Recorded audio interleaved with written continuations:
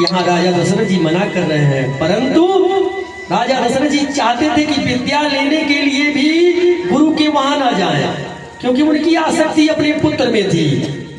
आसक्ति इतनी ना हो जैसे भंवरा चलता है, भंवरा चलता है कमल के रस को, पुष्प के रस को लेने के लिए, और आसक्ति में आकर के उसकी आसक्ति में पड़ जाता है, जिसके कारण वह पुष्प का, खिले हुए पुष्प का मुख जब सूर्य ढलता है तो बंद हो जाता है। तो सोचता है कि अब इसी में रस लेंगे और प्रातः काल जब उठेंगे तो हम निकल जाएंगे, लेकिन उसी के मध्य में मतवाला हाथी आता है और उस पुष्प को रौंद के चला जाता है और उसका परांत हो जाता है, उसका नष्ट हो जाता है शरीर।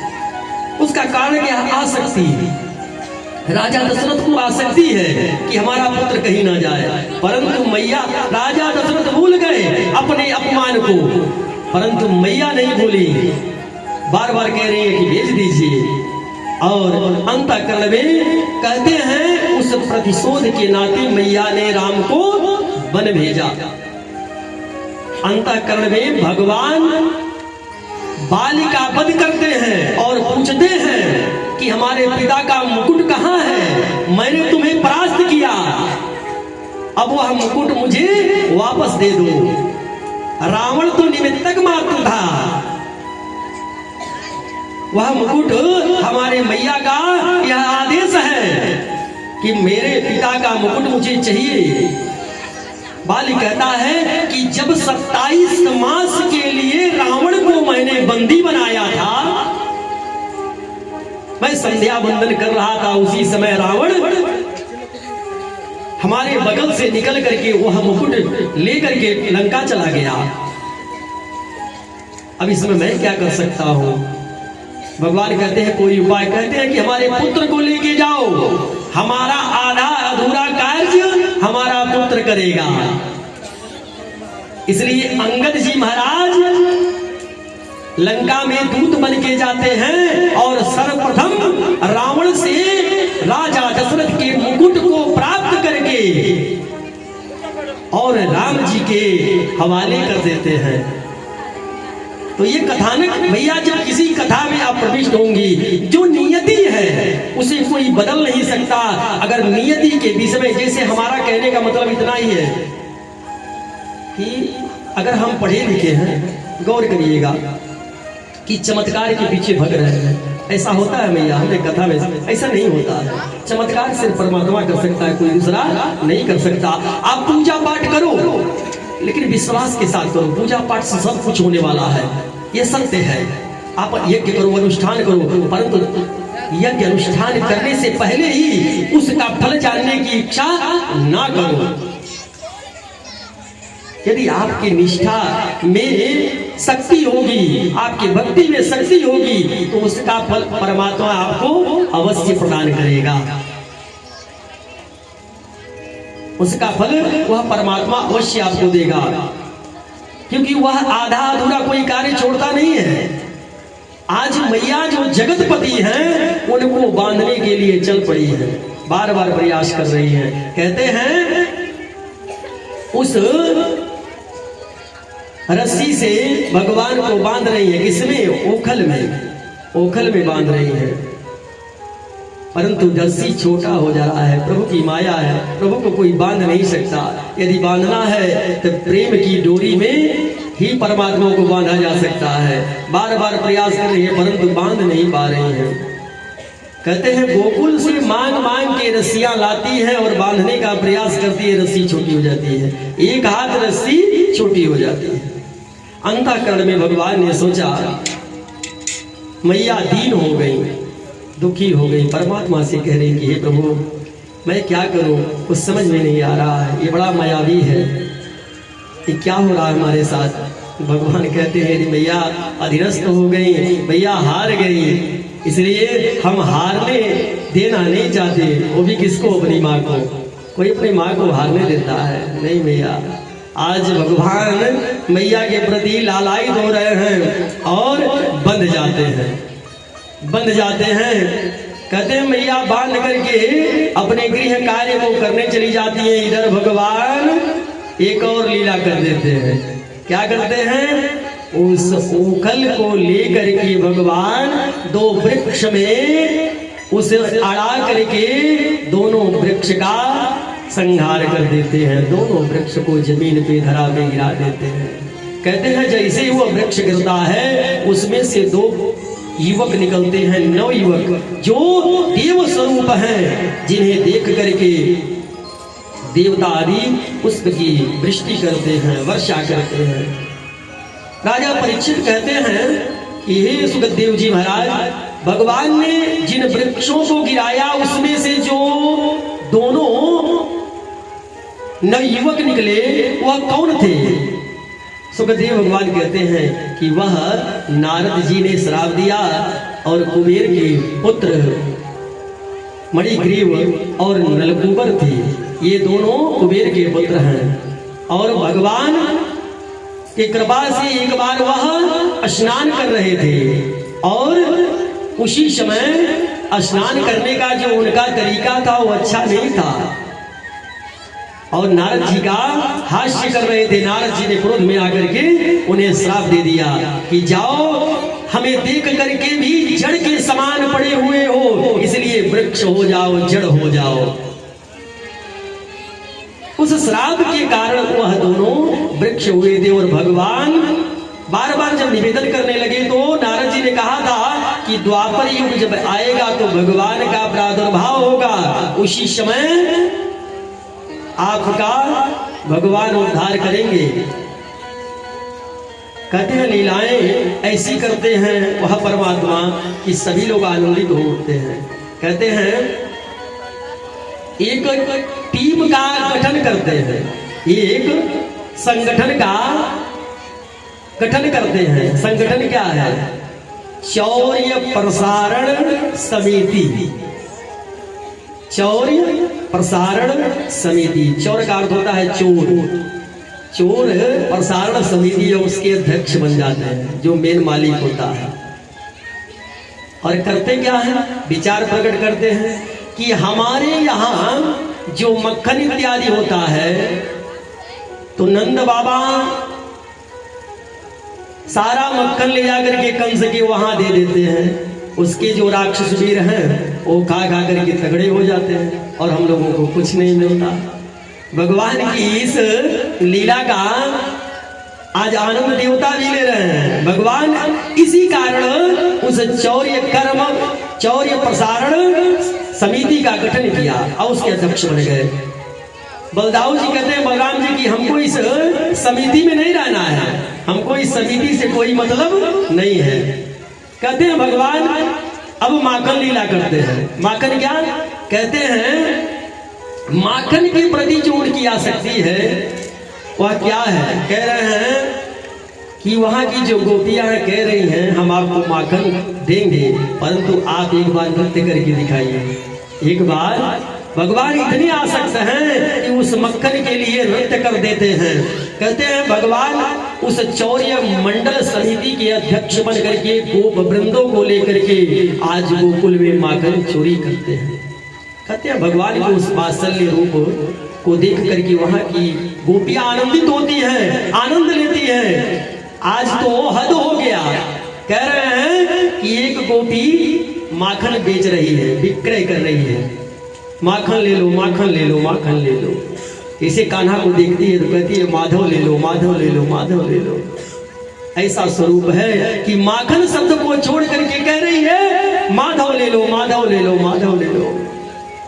ऐसा स्वरूप है भगवान का कि सभी लोग उसमें आसक्ति बना ले रहे हैं। कह रहे हैं भगवान की उस माखन लीला का भी गोपियां आनंद वो चाह रही है कि भगवान मेरे यहाँ आकर के माखन की चोरी करे।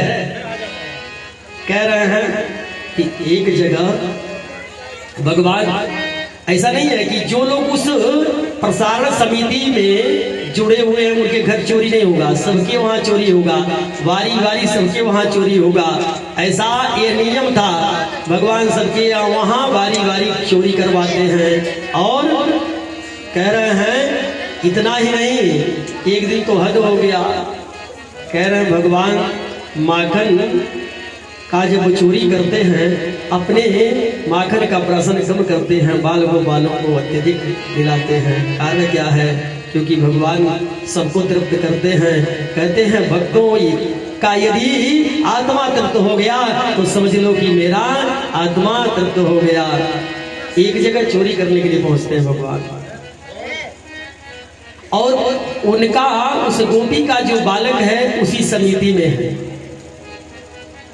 वह गोपी बार बार यशोदा मैया से कहती है कि तेरा जो छोरा है, लल्ला है, वो चोर है। यशोदा मैया कह रहे हैं कि हमारा लल्ला चोर है, वो माखन की चोरी करता है। हमारे यहाँ कई लक्ष्य कहते हैं कि नंद बाबा के वहां 9 लाख गैया थी। कितनी थी? 9 लाख। कह रही है यशोदा मैया हमें माखन की कमी थोड़ी है कि हमारा लल्ला जाएगा चोरी करने के लिए। मानती नहीं है। एक बार भगवान उसी गोपी के वहां चोरी करने जाते हैं। 1-2 बार सफलता तो मिल जाती है, परंतु एक बार पकड़े जाते हैं मैया। वो गोपी इन्हें पकड़ लेती है, पकड़ के इनकी कलाई को कस के पकड़ी हुई है। भगवान की कलाई को कस के पकड़ी हुई है। कह रही कि आज हम आपको छोड़ने वाले नहीं हैं। कह रहे हैं कि भगवान को लीला करनी है। भगवान को क्या करना है? लीला करना है। और जो चोर उनके मित्र हैं वह कह रहे हैं परमात्मा से कि आप सिर्फ हमारे साथ रहो, हम कहीं पे भी जाकर के किसी भी यज्ञ को प्राप्त कर लेंगे, जीत लेंगे। भगवान कि उस बाण को पकड़ करके गोपी लेकर के चलती है कि आज मैं बताऊंगी कि तेरा लल्ला चोर है या नहीं है। तेरा लल्ला चोर है या नहीं, आज मैं यशोदा को बताऊंगी। और यहाँ गोपवृंद कह रहे हैं कि आज कन्हैया पकड़ा गया। भगवान कह रहे हैं चिंता ना करो, फिर मैं वापिस आऊंगा।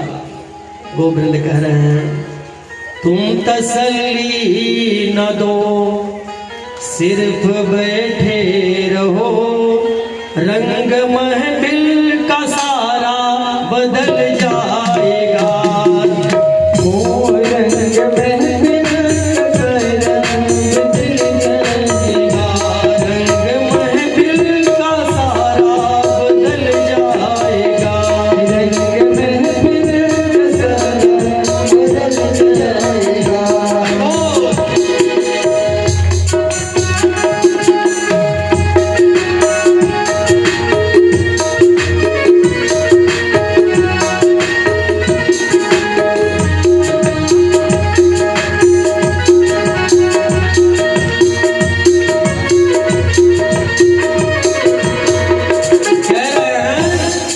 कह रहे वो गोपवृंद कि आप खाली बैठे रहो, ये तसल्ली आपने दे दिया। क्या कि आपने तसल्ली हमको दे दिया कि हम हैं, हम पुनः वापिस आएंगे। तो हमें यह यकीन है कि हम किसी भी यज्ञ को जीत लेंगे, परंतु आप मेरे साथ हो, सिर्फ इतना कहो। भगवान कहते हैं तुम चिंता ना करो, मैं वापस आऊंगा। ऐसा नहीं कि हम पकड़े जाएंगे। गोपी कह रही कि आज मैं छोड़ूंगी नहीं, आज तुम्हारी मैया यशोदा से कह के रहूंगी कि तेरा लल्ला चोर है या नहीं है। पकड़ के कलाई कस के पकड़ती है और लेकर के जा रही है। कहते हैं मार्ग में जब लेकर के जा रही है, उसी समय भगवान कहते हैं अरे मैया मेरी कलाई दुख रही है, मुझे कष्ट हो रहा है, छोड़ दो मैया। गोपी कहती है ऐसे नहीं छोड़ेंगे, तू बहुत ही चतुर है, जैसे मैं ढीला करूंगी तू चुड़ा के भग जाएगा। भगवान कहते अरे मैया हम नहीं भगेंगे, आप चिंता ना करो, परंतु हमें दर्द हो रहा है मैया। अच्छा एक काम करो मैया, हमारी इस बाह को छोड़ दो और इस बाह को पकड़ लो।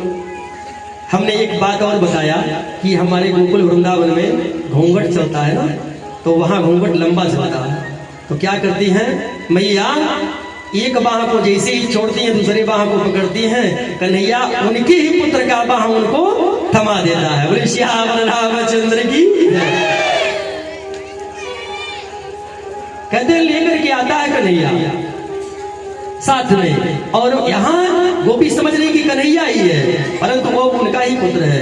कन्हैया सबसे पहले पहुंच जाता है गृह को। कहते हैं कि यहाँ आकर के दरवाजे पे आवाज लगाती है, रे यशोदा तेरा कान्हा आज पकड़ा गया है चोरी करते हुए। तो कहती थी तेरा कान्हा चोर नहीं है, आज मैं पकड़ के लाई हूँ। जैसे लेकर के जाती हंसती है यशोदा मैया। और यहाँ बाहर खड़े हैं भगवान, अपने गृह के बाहर खड़े हैं, और यशोदा मैया हास्य कर रही है। कह रही अरे घूंघट तो उठा कि तेरा लल्ला है कि मेरा लल्ला है, तेरा लल्ला है कि मेरा लल्ला। जिसे घूंघट उठाती है देखती है, देख करके, क्योंकि वह गोपी भी आनंद ही ले रही है कि राम नाम सुखदाई भजन कर भाई। क्या है? राम नाम सुखदाई भजन कर भाई, ये जीवन दो दिन का। राम नाम सुखदाई भजन कर भाई, ये जीवन दो दिन का। राम नाम सुखदाई भजन कर भाई, ये जीवन दो दिन का।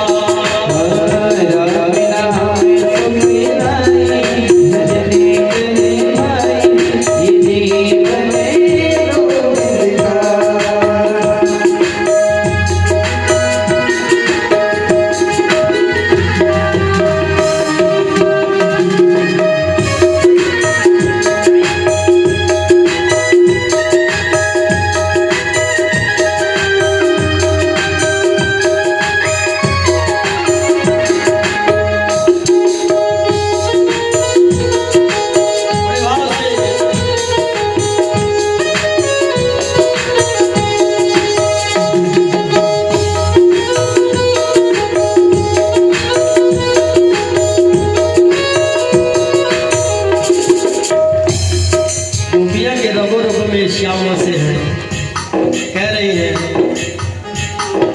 ये जीवन है कागज की नैया, ये जीवन है कागज की नैया, ये जीवन है कागज की नैया, ये जीवन है कागज की नैया। बूंद पड़े गली जाई भजन करे भाई, जीवन दो दिन का। बूंद पड़े गली जाई भजन करे भाई, ये जीवन दो दिन का।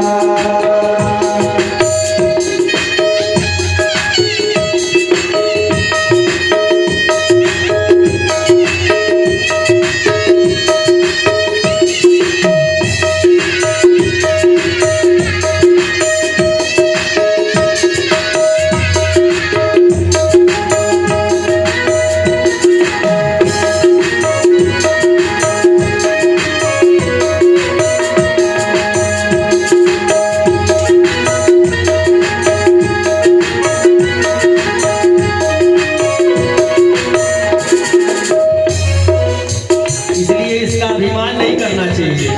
कह रहे हैं कि जीवन क्या क्या है, ये जीवन है रोई की बगिया, ये जीवन है रोई की बगिया, ये जीवन है रोई की बगिया, ये जीवन है रोई की बगिया। कह रहे हैं क्या है जीवन, ये जीवन है रोई की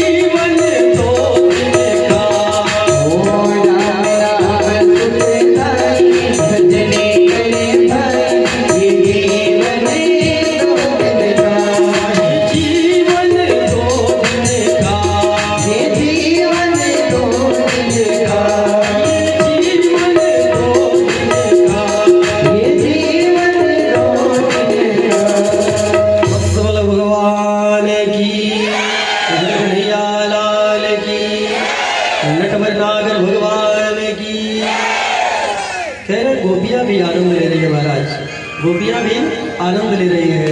वो गोपी पकड़ के लेके गई है, भगवान माखन चोरी लीला करते हैं। उसी समय कंस के भेजे हुए अनेक असुरों का भगवान त्रिरावत, सक्टासुर, अघासुर, वकासुर इत्यादि राक्षसों का वध करते हैं और दैत्य विहीन इस धरा को करना चाहते हैं। कहते हैं एक बार नंद बाबा के मन में विचार आता है, नंद बाबा के मन में यह विचार आता है कि यहाँ अनिष्ट हो रहा है, यहाँ क्या हो रहा है, अनिष्ट हो रहा है, इसलिए इस गोकुल को छोड़ देने लायक है। कहाँ चलना है? कहते हैं कृष्ण कृष्ण महायोगी आद्यम पुरखम परः, उस योगी कृष्ण को लेकर के कहाँ चलना है? क्योंकि यहाँ अनिष्ट हो रहा है, राक्षस यहाँ तबाही मचा रहे हैं, इसलिए इस गांव को, गोकुल को छोड़ करके इस धरा को हमें चलना चाहिए। गोप वृद्धा महोतानो भूययो बृहदत् बने नंदादयः समागम्य ब्रज कार्यं मंत्रयन्। कह रहे हैं कि तब सब ही मिली कीन विचारा, यहाँ होत है विघ्न अपारा। नंद जी उपनंद के पास जाकर के कह रहे हैं कि यहाँ विघ्न बाधाएं आ रही है, इस जगह गोकुल को छोड़ देने लायक है। चलो बसे वृंदावन माही सकल सुपास सहित सो आही। चलते हैं वृंदावन में, तो वहाँ गिरिराज पर्वत है, वहाँ हमारी गैया के लिए भी सुख की प्राप्ति होगी। कह रहे हैं कि धन्य है वृंदावन, वनम वृंदावनम नाम पसव्यम नव काननम। कह रहे हैं कि वृंदावन सदैव नूतन लगता है, नया लगता है, कभी वह पुराना नहीं लगता। आप एक बार वृंदावन जाइए, आप बार बार जाएंगे, आपके लिए सदैव नूतन दिखेगा वह वृंदावन, नया दिखेगा आपके लिए, नवीन दिखेगा। इसलिए वृंदावन अपने जीवन काल में एक बार अवश्य जाना चाहिए। उपनंद से सहमति लेकर के बाबा अपने गोप वृंद और गैया के साथ निकल पड़ते हैं। कहाँ? वृंदावन के लिए। कहते हैं भगवान वृंदावन में जाकर के सुकुन से भगवान गोपाल बनते हैं। भगवान ने जिद कर लिया कि मैया हमको गोपाल बना दो। हम और आप अगर माता ने कह दिया गोमय उठा लो, गोमय का अर्थ क्या होता है? गोमय का अर्थ यह होता है गाय का गोबर, गोमय अर्थात गाय का गोबर। अगर मैया ने कह दिया कि गोबर उठा लो तो पहले नाक बंद कर लेंगे, बोले सियावर रामचंद्र की, पहले नाक बंद कर लेंगे। अब तो लोग दस्ताना लगा रहे हैं। इतना ही नहीं, एक लोगों से हमने कहा कि जा करके थोड़ा सा गोमय लेकर के आओ, गौरी जी को बनाना है। तो उन्होंने क्या किया, हाथ पन्नी में डाला यूं और जा करके ऐसे करके लेके आ रही है। बताइए, हम भी कहे कि अच्छा रुको हम तुम्हें बताते हैं। क्या किए, पंचगव्य बनाना था तो हम क्या किए, गोमूत्र जो होता है सब पंचामृत में डाल दिए। बोले श्यावर रामचंद्र की जय। पूरे गृह को पंचगव्य का प्राशन करा दिए। हम कहे बहुत नाक दाब रही थी, अब दाबिए। बाद में बताए कि उस पंचगव्य था, उसमें गोमूत्र पड़ा हुआ था। अरे मैया, गौ मैया का वो एक एक अंश, एक एक रोम जो है देवताओं के समान होता है। उसमें देवताओं 33 कोटि देवता विराजमान है।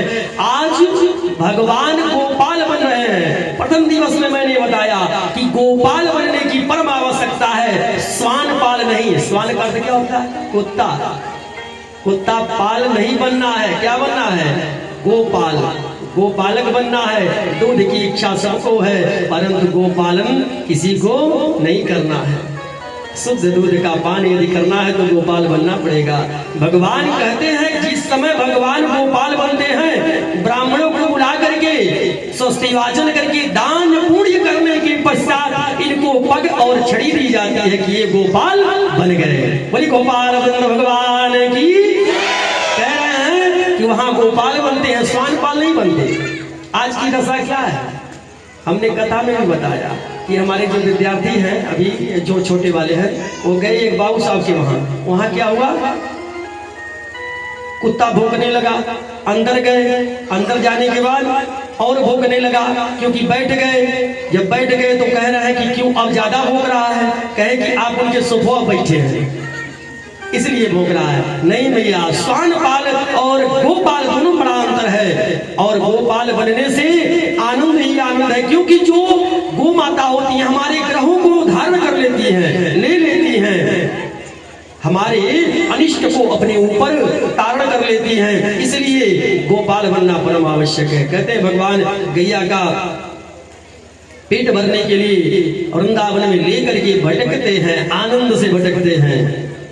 इतना ही नहीं, कहते हैं कि उसी समय अघासुर, कंस का भेजा हुआ जो दैत्य अघासुर है, उपस्थित हो जाता है, सभी ग्वाल बालों को निगल लेता है।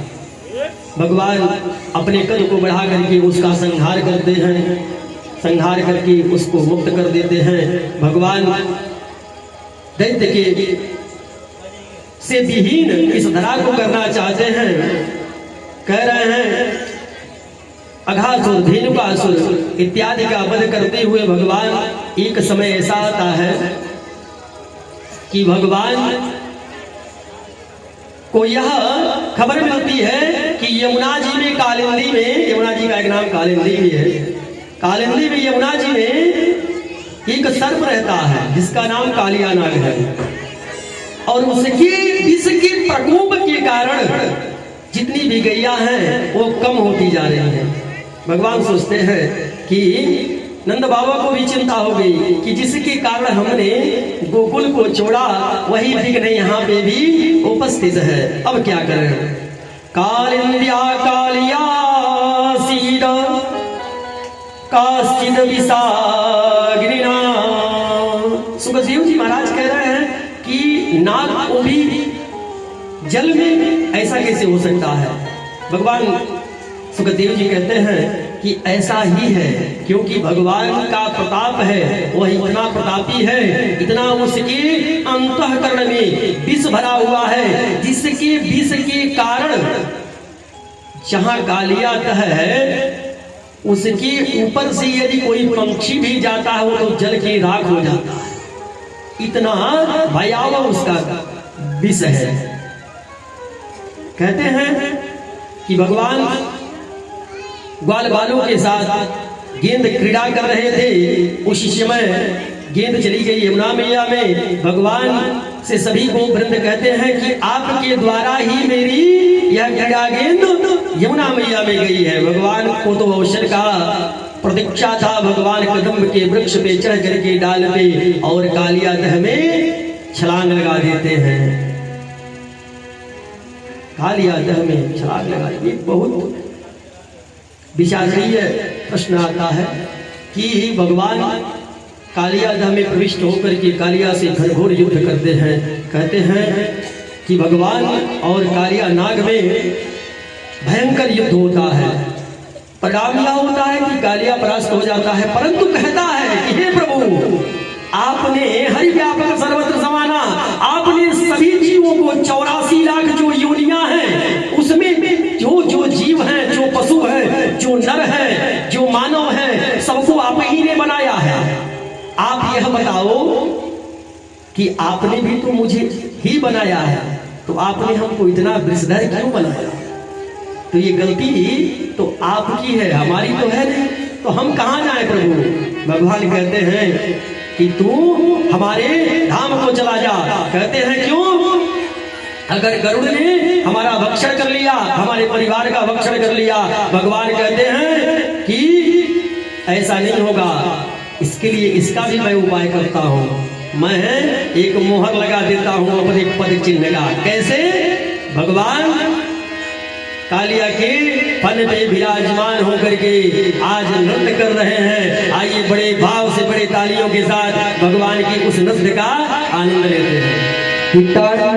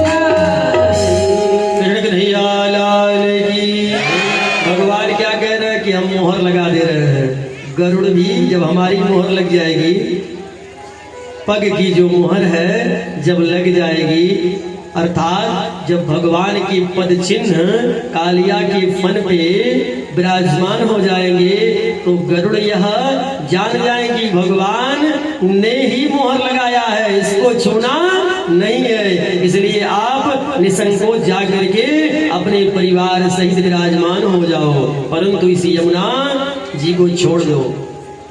भगवान का आदेश होता है, कालिया उस गृह को, उस यमुना मैया को छोड़ करके पुनः नए स्थान पे विराजमान हो जाता है।